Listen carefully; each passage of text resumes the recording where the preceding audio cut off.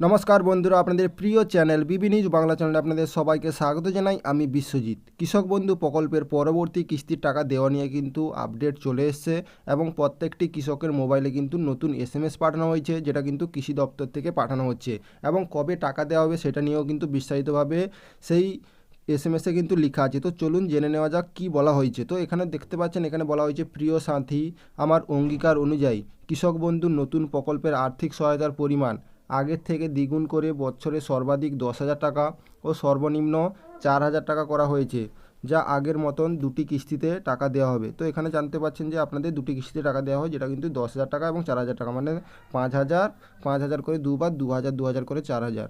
তো 2024 খারিফ মরশুমের জন্য এক কিস্তির টাকা 5,000 টাকা এপ্রিল মাসের মধ্যে আপনাদের ব্যাঙ্ক অ্যাকাউন্টে টাকা জমা করা হবে। এবং যেসব কৃষকের স্ট্যাটাসে এখনও কোনো পরিবর্তন আসেনি বা অ্যাকাউন্ট ইনভ্যালিড আছে, চিন্তার কোনো কারণ নেই। সেই আপনারা কিন্তু অবশ্যই সমাধান করতে পারবেন এবং কোথায় গেলে সমাধান করতে পারবেন এবং আপনারা খুব শীঘ্রই টাকা পাবেন। তো এপ্রিল মাসে টাকা দেওয়া হবে, তার জন্য কিন্তু আপনাদের ব্লকে গিয়ে ভোটার কার্ড, আধার কার্ড, জমির পর্চা নিয়ে গিয়ে কিন্তু জমা করতে হবে বলে কিন্তু জানানো হচ্ছে। এবং তারপরে আপনাদের কিন্তু স্ট্যাটাসে পরিবর্তন চলে আসবে এবং অ্যাকাউন্ট ভ্যালিডেও পরিবর্তন হবে, কারণ আপনাদের স্ট্যাটাসে অনেক কৃষকের কিন্তু এখনও কিছু পরিবর্তন হয়নি।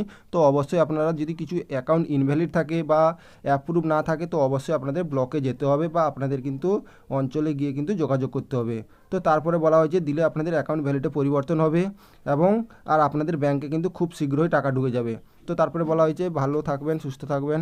আপনারা ভালো থাকলে আমরা ভালো থাকবো, কারণ কৃষি আমাদের গর্ব, আমরা আপনাদের গর্ব। শুভেচ্ছা সহ মুখ্যমন্ত্রী মমতা বন্দ্যোপাধ্যায়।